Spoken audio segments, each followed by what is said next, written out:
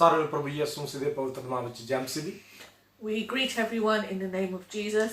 ਪ੍ਰਭੂ ਜੀ ਦਾ ਧੰਨਵਾਦ ਹੋ ਜਿਸ ਪਰਮੇਸ਼ਰ ਨੇ ਅੱਜ ਦਾ ਪਵਿੱਤਰ ਦਿਨ ਸਾਡੇ ਜੀਵਨ ਵਿੱਚ ਬਖਸ਼ਿਆ।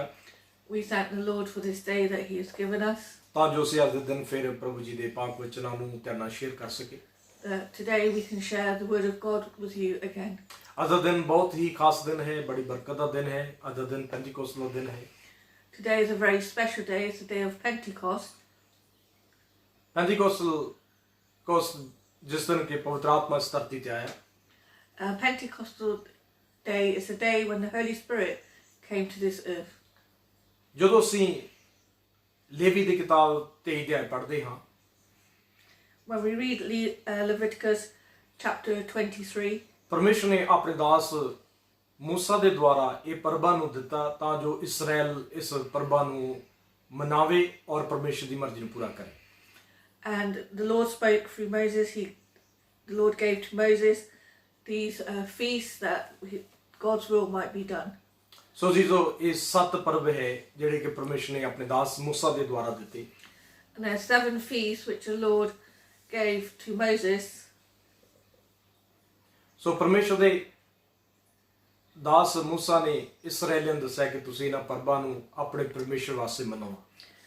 And Moses said to the Israelis, to God's people, that you must complete these feasts as it is God's will. ਸੋ 4 ਪਰਬ ਜਿਹੜੇ ਹੈ ਉਹ ਸਮਰ ਦੇ ਪਰਬ ਕਿਹਾ ਜਾਂਦਾ ਹੈ ਜਿਹੜੇ ਕਿ ਪੂਰੇ ਹੋ ਚੁੱਕੇ ਹੈ, ਔਰ 3 ਪਰਬ ਜਿਨ੍ਹਾਂ ਦੇ ਵਿੱਚ ਹਲੇ ਗੈਪ ਹੈ। ਯਿਸੂ ਮਸੀਹ ਜਦੋਂ ਵਾਪਸ ਆਉਣਗੇ ਉਹ ਪਰਬ ਪੂਰੇ ਕੀਤੇ ਜਾਣਗੇ। And 4 of the feasts have been fulfilled, and 3 are still going to be fulfilled when Jesus Christ comes. ਸੋ ਹਰ ਇੱਕ ਪਰਬ ਦਾ ਇੱਕ ਯਿਸੂ ਮਸੀਹ ਦੇ ਜੀਵਨ ਦੇ ਨਾਲ ਖਾਸ ਮਕਸਦ ਹੈ। And each feast represents a stage or a part of Jesus' life. ਅਸੀਂ ਜਦੋਂ ਲੇਵੀ ਦੀ ਕਿਤਾਬ ਦਾ 23 ਅਧਿਆਇ 5ਵਾਂ ਵਚਨ ਪੜ੍ਹਦੇ ਹਾਂ, ਪਹਿਲਾ ਤਿਉਹਾਰ ਪਸਖਾ ਦਾ ਤਿਉਹਾਰ ਹੈ। And when we read in Leviticus 23 verse 5, the first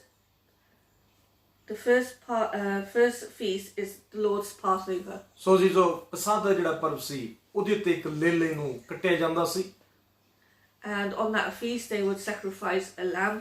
ਸੋ ਜਦੋਂ ਇਸਰਾਇਲ ਮਿਸਰ ਵਿੱਚੋਂ ਨਿਕਲੇ ਤਾਂ ਪਰਮੇਸ਼ਰ ਨੇ ਆਪਣੇ ਲੋਕਾਂ ਨੂੰ ਆਖਿਆ ਕਿ ਤੁਸੀਂ ਉਸ ਲੇਲੇ ਦੇ ਲਹੂ ਨੂੰ ਆਪਣੇ ਡੋਰਾਂ ਤੇ ਲਾਉਣਾ, ਤਾਂ ਜੋ ਜਦੋਂ ਵੀ ਮੌਤ ਦਾ ਫਰਿਸ਼ਤਾ ਆਵੇ ਤੇ ਜਦੋਂ ਤੁਹਾਡੇ ਡੋਰਾਂ ਤੇ ਤੁਹਾਡੇ ਦਰਵਾਜ਼ਿਆਂ ਤੇ ਉਸ ਲੇਲੇ ਦਾ ਲਹੂ ਲੱਗਿਆ ਹੋਵੇਗਾ ਤੇ ਸੱਚਮੁੱਚ ਤੁਸੀਂ ਉਹ ਫਰਿਸ਼ਤਾ ਤੁਹਾਡੇ ਘਰ ਦੇ ਉੱਤੇ ਨਹੀਂ ਆਵੇਗਾ ਔਰ ਪਾਸ ਓਵਰ ਹੋ ਜਾਏਗਾ। And Moses has told the people when the Israelis came out of Egypt that they should take the lamb, sacrifice it, and take the blood of the lamb and put the blood around their doorposts and windows, so that when the angel of death comes, it will pass over and death will not come into that house. ਸੋ ਇਹ 10ਵੀਂ ਬਵਾ ਸੀਗੀ ਜਿਹੜੀ ਕਿ ਪਰਮੇਸ਼ਰ ਨੇ ਮਿਸਰ ਉੱਤੇ ਭੇਜੀ, ਪਰ ਜਿਨ੍ਹਾਂ ਦੇ ਡੋਰਾਂ ਤੇ ਲੇਲੇ ਦਾ ਲਹੂ ਸੀ ਉਹ ਸੱਚਮੁੱਚ ਘਰ ਬਚਾਏ ਗਏ, ਉਹਨਾਂ ਦੇ ਪਲੋਠੇ ਨਹੀਂ ਮਾਰੇ ਜਾਂਦੇ। And this was like the 10th disease or trouble that came upon the Israelis, but when we saw the blood, the angel of death would pass over. ਇਸੇ ਤਰ੍ਹਾਂ ਯਹੋਨਾ ਬਪਤਿਸਮਾ ਦੇਣ ਵਾਲਾ ਪ੍ਰਭੂ ਯਿਸੂ ਮਸੀਹ ਦੇ ਬਾਰੇ ਯਹੋਨਾ ਦੀ ਇੰਜੀਲ ਪਹਿਲਾ ਅਧਿਆਇ ਉਹਦੀ 29ਵੇਂ ਆਇਤ ਵਿੱਚ ਇਸ ਤਰ੍ਹਾਂ ਲਿਖਦਾ ਹੈ ਕਿ ਦੂਜੇ ਦਿਨ ਯਿਸੂ ਨੂੰ ਆਪਣੀ ਵੱਲ ਵੇਖ ਕੇ ਉਸਨੇ ਆਖਿਆ, ਵੇਖੋ ਪਰਮੇਸ਼ਰ ਦਾ ਲੀਲਾ ਜਿਹੜਾ ਜਗਤ ਦਾ ਪਾਪ ਚੁੱਕ ਲੈ ਜਾਂਦਾ ਹੈ। ਸੋ ਯਿਸੂ ਮਸੀਹ ਨੂੰ ਦੇਖ ਕੇ ਯਹੋਨਾ ਨੇ ਪਰਮੇਸ਼ਰ ਦੇ ਲੇਲੇ ਦੇ ਨਾਲ ਤੁਲਨਾ ਕੀਤੀ ਹੈ ਔਰ ਆਖਿਆ ਕਿ ਉਹ ਪਰਮੇਸ਼ਰ ਦੇ ਲੇਲੇ ਜਿਹੜਾ ਸਾਰੇ ਜਗਤ ਦੇ ਪਾਪ ਚੁੱਕੀ ਜਾਂਦਾ ਹੈ। And when we read John 1:29, it says, the next day John saw Jesus coming towards him and said, behold, the Lamb of God who takes away the sin of the world. ਇਸੇ ਤਰ੍ਹਾਂ ਯਹੋਨਾ ਦੀ ਇੰਜੀਲ ਉਹਦਾ 5 ਅਧਿਆਇ ਉਹਦਾ 24 ਆਇਤ ਵਿੱਚ ਵੀ ਇਸ ਤਰ੍ਹਾਂ ਪੜ੍ਹਦੇ ਹਾਂ ਅਸੀਂ, ਯਿਸੂ ਮਸੀਹ ਕਹਿੰਦੇ ਕਿ ਮੈਂ ਤੁਹਾਨੂੰ ਸੱਚ ਸੱਚ ਆਖਦਾ ਹਾਂ ਕਿ ਜੋ ਮੇਰਾ ਵਚਨ ਸੁਣਦਾ ਅਤੇ ਉਹਦੀ ਪ੍ਰਤੀਤ ਕਰਦਾ, ਜਿਨ ਮੈਨੂੰ ਕੱਲਿਆ ਹੈ ਸਤੀਪਕ ਜੀਵਨ ਉਹਦਾ ਹੈ, ਉਸ ਉੱਤੇ ਸਜ਼ਾ ਦਾ ਹੁਕਮ ਨਹੀਂ ਸਗੋਂ ਮੌਤ ਨੂੰ ਪਾਰ ਕਰਕੇ ਜੀਵਨ ਵਿੱਚ ਜਾ ਪਹੁੰਚਿਆ। And we read that in John chapter 5:24. 24 says, Most assuredly I say to you, he who hears my word and believes in me who sent me has everlasting life, and shall not come into judgment, but has passed from death into life. ਸੋ ਜੀ ਜਿਹੜੇ ਯਿਸੂ ਮਸੀਹ ਦੇ ਲਹੂ ਤੇ ਵਿਸ਼ਵਾਸ ਕਰਦੇ ਹੈ, ਯਿਸੂ ਮਸੀਹ ਦੀ ਪਵਿੱਤਰ ਕੁਰਬਾਨੀ ਤੇ ਵਿਸ਼ਵਾਸ ਕਰਦੇ ਹੈ, ਯਿਸੂ ਮਸੀਹ ਦੇ ਵਚਨ ਦੇ ਮੁਤਾਬਕ ਆਪਣੇ ਆਪ ਚਲਾਉਂਦੇ ਹੈ, ਸੱਚਮੁੱਚ ਉਹ ਜ਼ਿੰਦਗੀਆਂ ਦੇ ਉੱਤੇ ਸਜ਼ਾ ਦਾ ਹੁਕਮ ਨਹੀਂ ਹੈ, ਉਹ ਮੌਤ ਨੂੰ ਪਾਰ ਕਰਕੇ ਜੀਵਨ ਵਿੱਚ ਜਾ ਪਹੁੰਚਦੇ ਹੈ. And those who really believe in Jesus, who believe in the sacrifice of Jesus, have truly passed from death into life. ਤੋ ਪਸਾਹ ਦਾ ਜਿਹੜਾ ਪਰਬ ਸੀਗਾ ਉਹ ਇੱਕ ਲੇਲੇ ਦਾ ਕੱਟੇ ਜਾਣ ਦਾ ਪਰਬ ਸੀਗਾ, ਔਰ ਪਰਮੇਸ਼ਰ ਦੇ ਆਪਣੇ ਲੇਲੇ ਨੂੰ ਭੇਜਿਆ ਤਾਂ ਜੋ ਸਾਰੇ ਜਹਾਨ ਵਾਸਤੇ ਕੁਰਬਾਨ ਹੋਵੇ, ਤਾਂ ਜੋ ਸਾਡੇ ਤੇ ਸਜ਼ਾ ਨਹੀਂ ਬਲਕਿ ਪਰਮੇਸ਼ਰ ਦੇ ਰਾਜ ਵਿੱਚ ਜਾਣ ਦਾ ਸਾਨੂੰ ਮੌਕਾ ਮਿਲੇ, ਸਦਾ ਦੀ ਖੁਸ਼ੀ ਵਿੱਚ ਜਾਣ ਦਾ ਸਾਨੂੰ ਮੌਕਾ ਮਿਲੇ. And we see that in Passover, the lamb was sacrificed just as Jesus Christ was sacrificed, that those people, those Israelis, pass from death into life, and Jesus Christ also takes us from death into life. ਤੋ ਜਦੋਂ ਅਸੀਂ ਦੂਸਰਾ ਜਿਹੜਾ ਪਰਬ ਹੈ ਉਹਦੇ ਬਾਰੇ ਜਦੋਂ ਪੜ੍ਹਦੇ ਹਾਂ, ਪਤੀਰੀ ਰੋਟੀ ਦਾ ਪਰਬ, ਲੇਵੀ ਦੀ ਕਿਤਾਬ ਉਹਦਾ 23 ਅਧਿਆਇ ਉਹਦਾ 6ਵਾਂ ਵਚਨ, ਇਹ ਪਸਾ ਪਰਬ ਤੋਂ ਦੂਸਰੇ ਦਿਨ ਬਣਾਇਆ ਜਾਂਦਾ ਸੀ. ਸੋ ਅਜ਼ੀਜ਼ੋ, ਇਸ ਪਰਬ ਤੇ ਪਤੀਰੀ ਰੋਟੀ ਦਾ ਬਣਾਉਣਾ ਔਰ ਇਸਰਾਏਲੀਆਂ ਨੂੰ ਆ ਪਰਮੇਸ਼ਰ ਦੇ ਵਿੱਚ ਇਸ ਪਰਬ ਨੂੰ ਮਨਾਉਣ ਦਾ ਹੁਕਮ ਦਿੱਤਾ ਗਿਆ ਸੀ. And then we read in Leviticus 23 verse 6, it says that on the 15th day, the same month of the feast of unleavened bread to the Lord, 7 days you must eat unleavened bread. ਸੋ ਅਜ਼ੀਜ਼ੋ, ਪ੍ਰਭੂ ਜੀ ਦੇ ਪਾਕ ਵਚਨਾਂ ਵਿੱਚ ਇਸਰਾਏਲੀਆਂ ਨੂੰ ਜਿਸ ਤਰ੍ਹਾਂ ਪਰਮੇਸ਼ਰ ਨੇ ਆਖਿਆ, ਇਸੇ ਤਰ੍ਹਾਂ ਯਿਸੂ ਮਸੀਹ ਜਦੋਂ ਜਗਤ ਵਿੱਚ ਆਏ, ਯਹੋਨਾ ਦੀ ਇੰਜੀਲ 6 ਅਧਿਆਇ ਉਹਦੀ 35 ਆਇਤ ਵਿੱਚ 35 ਵਰਸ ਵਿੱਚ ਯਿਸੂ ਮਸੀਹ ਨੇ ਆਖਿਆ, ਜੀਵਨ ਦੀ ਰੋਟੀ ਮੈਂ ਹਾਂ, ਜੋ ਕਿ ਮੇਰੇ ਕੋਲ ਆਉਂਦਾ ਹੈ ਕਦੀ ਭੁੱਖਾ ਨਾ ਹੋਵੇਗਾ, ਜਿਹੜਾ ਮੇਰੇ ਤੇ ਨਿਹਚਾ ਕਰਦਾ ਹੈ ਉਹ ਕਦੀ ਧਿਆਇਆ ਨਹੀਂ ਹੋਵੇਗਾ.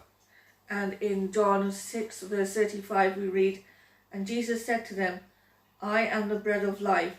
He who comes to me shall never hunger, and he who believes in me shall never thirst. ਸੋ ਜਦੋਂ ਹਰ ਇੱਕ ਪਰਬ ਜਿਹੜਾ ਹੈ ਯਿਸੂ ਮਸੀਹ ਦੇ ਜੀਵਨ ਦੇ ਨਾਲ ਅਸੀਂ ਉਹਦੀ ਤੁਲਨਾ ਕਰਦੇ ਹਾਂ, ਇਸੇ ਤਰ੍ਹਾਂ ਪਰਮੇਸ਼ਰ ਨੇ ਆਪਣੇ ਲੋਕਾਂ ਨੂੰ ਵਚਨ ਦਿੱਤਾ.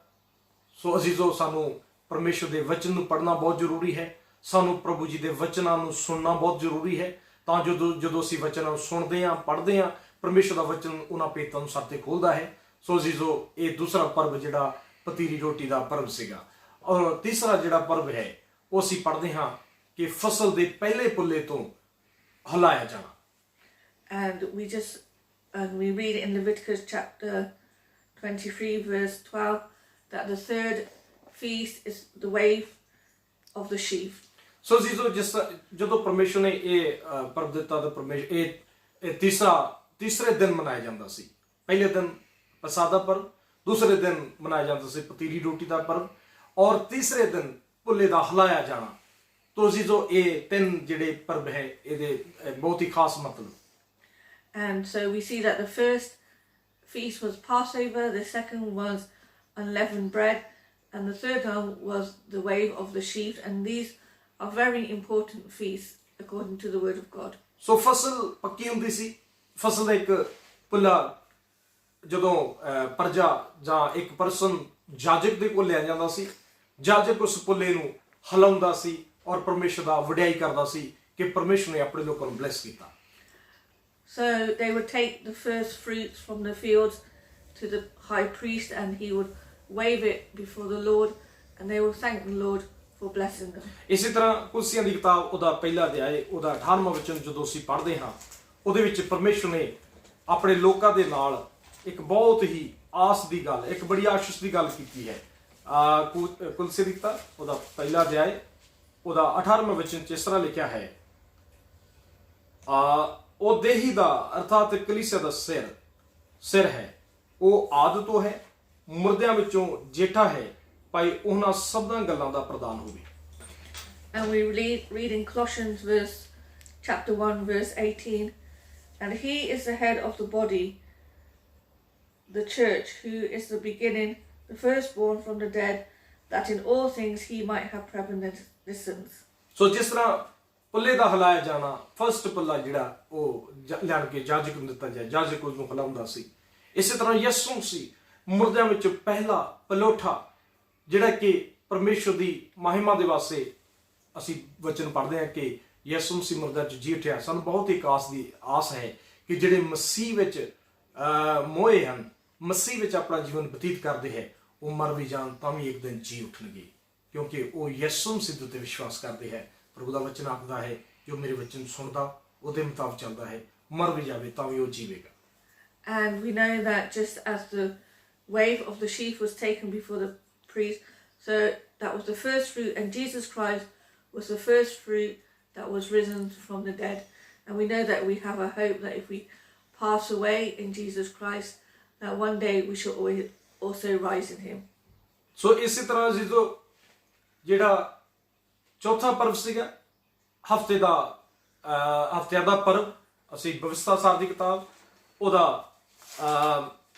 16 ਅਧਿਆਇ 10ਵੇਂ ਵਿੱਚ ਜਦੋਂ ਪੜ੍ਹਦੇ ਹਾਂ, ਉਹਦੇ ਵਿੱਚ ਇਸ ਤਰ੍ਹਾਂ ਲਿਖਿਆ ਹੋਇਆ ਹੈ ਕਿ ਯਹੋਵਾ ਆਪਣੇ ਪਰਮੇਸ਼ਵਰ ਲਈ ਹਫ਼ਤਿਆਂ ਦਾ ਪਰਬ ਆਪਣੇ ਹੱਥ ਦੀ ਖੁਸ਼ੀ ਦੀ ਭੇਟ ਦੇ ਨਜ਼ਰਾਨੇ ਨਾਲ ਮਨਾਓ।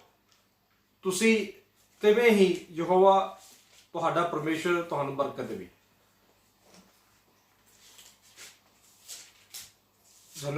ਬਰਸੋ ਸਰ ਉਹਦਾ 16 ਦੇ ਆਏ ਉਹਦਾ 10ਵਾਂ ਵਿੱਚ। And when we read in Deuteronomy 16, verse 10, it says, "Then you shall keep the feast of weeks to the Lord your God, with the tribute to a free will offering from your hand, which you shall give as the Lord your God blesses you." ਸੋ ਅਜ਼ੀਜ਼ੋ, ਜਿਹੜਾ ਚੌਥਾ ਪਰਬ ਹੈ ਇਸ ਨੂੰ ਹਫ਼ਤਿਆਂ ਦਾ ਪਰਬ ਵੀ ਕਿਹਾ ਜਾਂਦਾ ਹੈ, ਔਰ ਇਬਰਾਨੀ ਵਿੱਚ ਸ਼ਬਤ ਹੈ, ਔਰ ਇਸੇ ਤਰ੍ਹਾਂ ਯੂਨਾਨੀ ਭਾਸ਼ਾ ਦੇ ਵਿੱਚ ਪਜਾਮਾ ਜਾ ਕੇ ਪਜਾਮਾ ਦਿਨ ਜਿਹੜਾ ਹੈ ਇਸ ਤਰ੍ਹਾਂ ਕਿਹਾ ਜਾਂਦਾ ਹੈ। And you can also call the Sabbath the Feast of Weeks, or Penta, which means 50. ਸੋ ਅਜ਼ੀਜ਼ੋ, ਇਸੇ ਤਰ੍ਹਾਂ ਜਿਹੜਾ ਪਸਾਹ ਦਾ ਪਰਬ ਹੈ ਉਸ ਤੋਂ 50ਵੇਂ ਦਿਨ ਇਹ ਪਰਬ ਮਨਾਇਆ ਜਾਂਦਾ ਸੀ। And this was celebrated 50 days after the wave of the sheaf. ਜਿਸ ਤਰ੍ਹਾਂ ਪੰਜਾਬ ਦੇ ਵਿੱਚ, ਇੰਡੀਆ ਵਿੱਚ ਜਦੋਂ ਵਿਸਾਖੀ ਦਾ ਮੇਲਾ ਲੱਗਦਾ ਹੈ, ਉਸ ਦਿਨ ਲੋਕ ਆਪਣੀ ਫਸਲ ਨੂੰ ਕੱਟਣ ਬੈਠਦੇ ਹੈ। ਇਸੇ ਤਰ੍ਹਾਂ ਇਸਰਾਇਲ ਵਿੱਚ ਵੀ ਜਿਹੜਾ ਪੈਂਤੇਕੋਸ ਦਿਨ ਸੀ, ਉਸ ਦਿਨ ਉਹ ਆਪਣੀ ਫਸਲ ਨੂੰ ਦਾਤੀ ਲਾਉਂਦੇ ਸੀ ਜਾਂ ਉਹ ਖੁਸ਼ੀ ਮਨਾਉਂਦੇ ਸੀ ਉਸ ਵਾਸਤੇ। And just as in India they celebrate when they do the harvest, so the Israelis also celebrated when they cut their crops. ਸੋ ਜੀਦੋ, ਜਿਸ ਦਿਨ ਤੋਂ ਪਰਵ ਸੀਗਾ ਉਸ ਦਿਨ ਤੋਂ 50ਵੇਂ ਦਿਨ ਇਹ ਮਨਾਇਆ ਜਾਂਦਾ ਸੀ। And this was celebrated 50 days after the other feasts. ਸੋ ਜਦੋਂ ਇਸਰਾਇਲੀ ਮਿਸਰ ਵਿੱਚੋਂ ਨਿਕਲਦੇ ਹੈ, ਉਸ ਸਿਨਾਈ ਪਹਾੜ ਤੱਕ ਜਦੋਂ ਪਹੁੰਚਦੇ ਕਿ ਉਸ ਦਿਨ 49 ਡੇਜ਼ ਹੋ ਚੁੱਕੇ ਹੁੰਦੇ। And when the Israelis had come out of Egypt, they got up to the Mount Sinai, and it was 49 days. ਸੋ ਪਰਮੇਸ਼ਰ ਨੇ ਆਪਣੇ ਦਾਸ ਮੂਸਾ ਨਾਲ ਗੱਲ ਕੀਤੀ ਕਿ ਮੈਂ ਪ੍ਰਜਾ ਨਾਲ ਗੱਲ ਕਰਨਾ ਚਾਹੁੰਦਾ ਹੈ, ਸਾਰਿਆਂ ਨੂੰ ਬੋਲੋ ਕਿ ਆਪਣੇ ਆਪ ਨੂੰ ਪ੍ਰਪੇਅਰ ਕਰਨ, ਤਿਆਰ ਕਰਨ। So the Lord spoke to Moses that he wanted to speak to the people that everyone should prepare themselves. ਸੋ ਜੀਜੋ, ਉਸ ਦਿਨ ਜਦੋਂ 49 ਡੇਜ਼ ਪੂਰੇ ਹੋ ਜਾਂਦੇ ਹੈ, 50ਵੇਂ ਦਿਨ ਪਰਮੇਸ਼ਰ ਆਪਣੇ ਦਾਸ ਮੂਸਾ ਦੇ ਨਾਲ ਗੱਲ ਕਰਦਾ ਹੈ, ਔਰ 50ਵੇਂ ਦਿਨ ਪਰਮੇਸ਼ਰ ਨੇ ਆਪਣੇ ਉਸ ਸ਼ਰਾਂ ਨੂੰ, ਆਪਣੇ 10 ਹੁਕਮਾਂ ਨੂੰ ਵੀ ਭੇਜਿਆ ਹੈ। And then on the 50th day, the Lord speaks to Moses, and on that day he also receives the 10 commandments. ਸੋ ਜੀਜੋ, ਪੈਂਤੇਕੋਸ ਦਿਨ ਵਾਲੇ ਦਿਨ ਪਰਮੇਸ਼ਰ ਨੇ ਆਪਣੇ 10 ਹੁਕਮ ਵੀ ਭੇਜੇ ਹੈ। So on the day of Pentecost, the Lord also sent his 10 commandments. ਇਸੇ ਤਰ੍ਹਾਂ ਪਰਮੇਸ਼ਰ ਨੇ ਉਸੇ ਦਿਨ ਹੀ ਆਪਣੇ ਲੋਕਾਂ ਦੇ ਨਾਲ ਇੱਕ ਵਾਅਦਾ ਵੀ ਕਰਦਾ ਹੈ। And the Lord also gives a promise to his people. ਕੁਛ ਦੀ ਕਿਤਾਬ ਉਹਦਾ 19 ਅਧਿਆਇ 5ਵਾਂ ਤੋਂ 6ਵਾਂ ਵਚਨ ਚ ਇਸ ਤਰ੍ਹਾਂ ਲਿਖਿਆ ਹੈ, ਜੇ ਤੁਸੀਂ ਮੇਰੀ ਆਵਾਜ਼ ਦੇ ਸਰੋਤੇ ਹੋਵੋ, ਮੇਰੇ ਨਾਮ ਦੀ ਮਨੌਤ ਕਰੋਗੇ, ਤਾਂ ਤੁਸੀਂ ਸਾਰੀਆਂ ਕੌਮਾਂ ਵਿੱਚੋਂ ਮੇਰੀ ਨਿੱਜੀ ਪ੍ਰਜਾ ਅਤੇ ਧਰਤੀ ਮੇਰੀ ਪ੍ਰਜਾ ਅਤੇ ਤੁਸੀਂ ਮੇਰੇ ਲਈ ਜਾਜਕ ਅਤੇ ਬਾਦਸ਼ਾਹੀ ਪਵਿੱਤਰ ਕੌਮ ਹੋਵੋਗੇ। ਇਹ ਉਹ ਗੱਲਾਂ ਜਿਹੜੀਆਂ ਹਨ ਤੁਸੀਂ ਇਸਰਾਏਲ ਨੂੰ ਦੱਸੋਗੇ।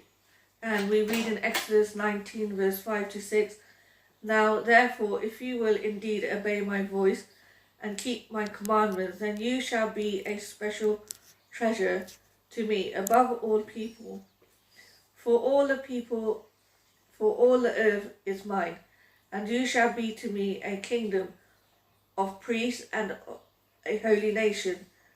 These are the words which you shall speak to the children of Israel. ਸੋ ਜਦੋਂ ਇੱਥੇ ਪਰਮੇਸ਼ਰ ਨੇ ਪੈਂਤੀਕੋਸ ਦਿਨ ਪਰਮੇਸ਼ਰ ਨੇ ਆਪਣੇ ਪ੍ਰਜਾ ਦੇ ਨਾਲ ਇੱਕ ਵਾਅਦਾ ਕਰਦਾ ਹੈ, ਇੱਕ ਪ੍ਰੋਮਿਸ ਕਰਦਾ ਹੈ ਕਿ ਜਦੋਂ ਤੁਸੀਂ ਮੇਰੇ ਵਚਨ 'ਚ ਬਣੇ ਰਹੋਗੇ ਤੇ ਸੱਚਮੁੱਚ ਤੁਸੀਂ ਮੇਰੀ ਨਿੱਜੀ ਪ੍ਰਜਾ, ਤੁਸੀਂ ਸਾਰੀ ਧਰਤੀ ਤੋਂ ਉੱਪਰ ਹੋਵੋਗੇ, ਤੁਸੀਂ ਮੇਰੇ ਜਾਜਕ ਹੋਵੋਗੇ। ਸੋ ਜੀਜ਼ੋ ਇਹ ਵਚਨ ਪਰਮੇਸ਼ਰ ਆਪਣੇ ਲੋਕਾਂ ਨਾਲ ਕਰਦਾ ਹੈ। And here the Lord speaks to Moses, and he says that if you obey my voice, you will be above everybody, you'll be a special treasure to him, and you'll be holy, and you'll be a kingdom of priests. ਸੋ ਜਦੋਂ ਅੱਜ ਅਸੀਂ ਪਰਮੇਸ਼ਰ ਦੇ ਵਚਨ ਨੂੰ ਸੁਣੀਏ, ਅੱਜ ਪਰਮੇਸ਼ਰ ਦੇ ਵਚਨ ਨੂੰ ਪੜ੍ਹੀਏ, ਤਾਂ ਜੋ ਅਸੀਂ ਪਰਮੇਸ਼ਰ ਦੀ ਨਿੱਜ ਪ੍ਰਜਾ ਹੋਈਏ, ਤਾਂ ਜੋ ਅਸੀਂ ਪਰਮੇਸ਼ਰ ਦੇ ਖਾਸ ਲੋਕ, ਧਰਤੀ ਤੇ ਖਾਸ ਲੋਕ ਔਰ ਪਰਮੇਸ਼ਰ ਦੇ ਉਸ ਜਾਜਕਾਂ ਦੀ ਸ਼ਾਹੀ ਮੰਡਲੀ ਵਿੱਚ ਅਸੀਂ ਸ਼ਾਮਲ ਹੋ ਸਕੀਏ। And today, if we hear the voice of the Lord, we should obey his voice so that we can be like those people, chosen, a holy nation, his special treasure, and we could be those priests that God wants us to be. ਸੋ ਪੈਂਤੀਕੋਸ ਦਿਨ 10 ਹੁਕਮ ਭੇਜੇ ਜਾਂਦੇ ਹੈ। ਪੈਂਤੀਕੋਸ ਦਿਨ ਪਰਮੇਸ਼ਰ ਨੇ ਆਪਣੇ ਪ੍ਰਜਾ ਦੇ ਨਾਲ ਇੱਕ ਖਾਸ ਨੇਮ ਬੰਨਿਆ ਹੈ। ਔਰ ਤੀਸਰਾ ਕੰਮ ਇਹ ਹੋਇਆ ਕਿ ਉਸ ਦਿਨ ਪਰਮੇਸ਼ਰ ਨੇ ਆਪਣੇ ਆਤਮਾ ਨੂੰ ਇਸ ਧਰਤੀ 'ਤੇ ਉੰਡੇਲਦਾ ਹੈ, ਭੇਜਦਾ ਹੈ। So on the day of Pentecost, we receive the 10 commandments. The Lord speaks to his people, and also the Holy Spirit is sent to this earth. ਯੋਹੰਨਾ ਦੀ ਇੰਜੀਲ ਉਹਦਾ 14 ਅਧਿਆਇ ਉਹਦਾ 16ਵੇਂ ਵਚਨ 'ਚ ਪ੍ਰਭੂ ਯਿਸੂ ਮਸੀਹ ਕਹਿੰਦੇ ਹੈ, ਮੈਂ ਪਿਤਾ ਦੇ ਕੋਲੋਂ ਬੇਨਤੀ ਕਰਾਂਗਾ ਤਾਂ ਜੋ ਤੇਰੇ ਵਾਸਤੇ ਦੂਸਰਾ ਸਹਾਇਕ ਭੇਜਿਆ ਜਾਵੇ। And in John 14 we read that Jesus says that he will ask the Father to send another helper for us. ਸੋ ਜਦੋਂ ਪੈਂਤੀਕੋਸ ਦਿਨ ਆਉਂਦਾ ਹੈ, ਉਸ ਦਿਨ ਪਰਮੇਸ਼ਰ ਦਾ ਆਤਮਾ ਇਸ ਧਰਤੀ ਉੱਤੇ ਭੇਜਿਆ ਜਾਂਦਾ ਹੈ। And when the day of Pentecost comes, the Holy Spirit is sent to this earth. ਸੋ ਉਹ ਜਿਹੜੇ ਡਰ ਦੇ ਮਾਰੇ, ਯਹੂਦੀਆਂ ਦੇ ਡਰ ਦੇ ਮਾਰੇ ਅੰਦਰ ਬੈਠੇ ਸੀ, ਉਹ ਜਿਹੜੇ ਘਬਰਾਏ ਹੋਏ ਸੀਗੇ ਕਿ ਯਿਸੂ ਮਸੀਹ ਸਰੀਰਕ ਤੌਰ ਤੇ ਸਾਡੇ ਨਾਲ ਨਹੀਂ ਹੈ, ਸੱਚਮੁੱਚ ਜਦੋਂ ਉਹਨਾਂ ਨੇ ਪਵਿੱਤਰ ਆਤਮਾ ਦੀ ਸ਼ਕਤੀ ਨੂੰ ਪਾਇਆ ਤੇ ਸਾਰੀ ਧਰਤੀ ਉੱਤੇ ਗਵਾਹ ਹੁੰਦੇ ਹੈ ਔਰ ਕਲੀਸਿਆ ਦੀ ਸਥਾਪਨਾ ਹੁੰਦੀ ਹੈ। And those disciples who were afraid, who had locked themselves in a room, the Holy Spirit came into that room and gave them boldness, and they preached in the whole world. ਸੋ ਜਦੋਂ ਅੱਜ ਸਾਨੂੰ ਪਵਿੱਤਰ ਆਤਮਾ ਦੀ ਸ਼ਕਤੀ ਜ਼ਰੂਰਤ ਹੈ, ਪਵਿੱਤਰ ਆਤਮਾ ਧਰਤੀ ਤੇ ਭੇਜਿਆ ਗਿਆ ਹੈ। ਯੋਹੰਨਾ ਦੀ ਇੰਜੀਲ 7 ਅਧਿਆਇ 37 ਵਿੱਚ ਲਿਖਿਆ ਹੈ, ਜਿਹੜਾ ਕੋਈ ਪਿਆਸਾ ਹੈ ਮੇਰੇ ਕੋਲ ਆਵੇ, ਉਹ ਉਹਦੇ ਵਿੱਚੋਂ ਅੰਮ੍ਰਿਤ ਜਲ ਦੀਆਂ ਨਦੀਆਂ ਵਹਿ ਫੁੱਟਣਗੀਆਂ। And today is the day of Pentecost, and we all need the Holy Spirit. And Jesus said that whoever comes to me shall never thirst again. ਅਗਰ ਅਸੀਂ ਪਿਆਸੇ ਹੋ ਕੇ ਪ੍ਰਭੂ ਯਿਸੂ ਮਸੀਹ ਦੇ ਪਾਸ ਆਉਂਦੇ ਹਾਂ, ਪਿਆਸੇ ਹੋ ਕੇ ਪਰਮੇਸ਼ਰ ਕੋਲੋਂ ਇਹ ਮੰਗਦੇ ਹਾਂ ਕਿ ਆਪਣਾ ਆਤਮਾ ਸਾਡੇ ਜੀਵਨ 'ਚ ਢੇਲ, ਤਾਂ ਸੱਚਮੁੱਚ ਪਵਿੱਤਰ ਆਤਮਾ ਸਾਡੇ ਜੀਵਨ ਨੂੰ ਤ੍ਰਿਪਤ ਕਰੇਗਾ। ਅਸੀਂ ਦੂਜਿਆਂ ਦੇ ਜੀਵਨ ਨੂੰ ਵੀ ਸਿੰਜਣ ਵਾਲੇ, ਦੂਜਾ ਜੀਵਨ ਨੂੰ ਵੀ ਅਸੀਂ ਤ੍ਰਿਪਤ ਕਰਨ ਵਾਲੇ ਬਣ ਜਾਵਾਂਗੇ। And if we are filled with the Holy Spirit, with God's Spirit, we can touch other people and fill those people's lives also. ਸੋ ਜਦੋਂ ਆਓ ਅਸੀਂ ਆਪਣੇ ਆਪ ਨੂੰ ਪਰਮੇਸ਼ਰ ਦੇ ਵਚਨ ਨੂੰ ਪੜ੍ਹਨ ਵਾਲੇ, ਪਰਮੇਸ਼ਰ ਦੇ ਵਚਨ ਮੁਤਾਬਕ ਚੱਲਣ ਵਾਲੇ ਬਣੀਏ, ਤਾਂ ਜੋ ਹਰ ਇੱਕ ਪਰਬ ਯਿਸੂ ਮਸੀਹ ਦੇ ਜੀਵਨ ਬਾਰੇ ਦੱਸਦਾ ਹੈ। ਹਰ ਇੱਕ ਪਰਬ ਸਾਨੂੰ ਪਰਮੇਸ਼ਰ ਵਿੱਚ ਹੋਰ ਅੱਗੇ ਵਧਣ ਨੂੰ ਕਹਿੰਦਾ ਹੈ। ਅਸੀਂ ਜੋ 4 ਜਿਹੜੇ ਪਰਬ ਪੂਰੇ ਹੋ ਚੁੱਕੇ ਹੈ, 3 ਪਰਬ ਹਾਲੇ ਲੈਫਟ ਹੈ ਜਿਹੜੇ ਕਿ ਯਿਸੂ ਮਸੀਹ ਦੇ ਆਉਣ ਤੇ ਪੂਰੇ ਹੁੰਦੇ ਹੈ। And so we know that every feast speaks about a part of the life of Jesus. So let us live our life right and be those people that God wants us to be. And we know that 3 feasts are still left that need to be completed. ਸੋ ਅੱਜ ਦਾ ਪਵਿੱਤਰ ਜਿਹੜਾ ਦਿਨ ਹੈ, ਪੈਂਤੀਕੋਸ ਦਿਨ ਹੈ, ਸਾਨੂੰ ਦੱਸਦਾ ਹੈ ਕਿ ਅਸੀਂ ਆਤਮਾ ਵਿੱਚ ਭਰਪੂਰ ਹੋਈਏ, ਤਾਂ ਜੋ ਸਾਡਾ ਜੀਵਨ ਇਸ ਧਰਤੀ ਤੇ ਇੱਕ ਖੁਸ਼ਬੂਦਾਰ, ਇੱਕ ਆਸ਼ੀਸ਼ ਵਾਲਾ, ਦੁਨੀਆ ਨੂੰ ਪਰਮੇਸ਼ਰ ਦੇ ਪਾਸ ਲਿਆਉਣ ਵਾਲਾ ਹੋ ਸਕੇ। Today is the day of Pentecost. Let us be filled with the Holy Spirit, with his presence, with his with his anointing so that we can bring many people into God's kingdom. ਜਿਸ ਤਰ੍ਹਾਂ ਪ੍ਰਭੂ ਜੀ ਦੇ ਚੇਲੇ ਜਦੋਂ ਪਵਿੱਤਰ ਆਤਮਾ ਦੀ ਸ਼ਕਤੀ ਨਾਲ ਭਰ ਗਏ, ਉਹਨਾਂ ਨੇ ਖੜੇ ਹੋ ਕੇ ਬੜੀ ਦਲੇਰੀ ਦੇ ਨਾਲ, ਬੜੇ ਹੌਸਲੇ ਦੇ ਨਾਲ, ਪਵਿੱਤਰ ਆਤਮਾ ਦੀ ਭਰਪੂਰੀ ਦੇ ਨਾਲ ਪਰਮੇਸ਼ਰ ਦੇ ਉਸ ਯਿਸੂ ਮਸੀਹ ਦੇ ਕਹੇ ਵਚਨ ਉਹਨਾਂ ਨੂੰ ਯਾਦ ਆਏ। ਉਹਨਾਂ ਨੇ ਲੋਕਾਂ ਨਾਲ ਸ਼ੇਅਰ ਕਰਨੇ ਸ਼ੁਰੂ ਕੀਤੇ। ਲੋਕਾਂ ਨੇ ਆਪਣੇ ਬੰਧਨਾਂ ਤੋਂ ਛੁਟਕਾਰਾ ਪਾਇਆ, ਲੋਕਾਂ ਨੇ ਆਪਣੀ ਬਿਮਾਰੀਆਂ ਤੋਂ ਛੁਟਕਾਰਾ ਪਾਇਆ, ਲੋਕਾਂ ਨੇ ਪਰਮੇਸ਼ਰ ਦੇ ਬਾਰੇ ਜਾਣਨ ਦਾ ਉਹਨਾਂ ਨੂੰ ਮੌਕਾ ਮਿਲਿਆ। And just as the disciples, when they came out of that room, they were filled with boldness. They went out and they shared the words that Jesus had spoken to them, and many people were set free from their burdens that had tied them down.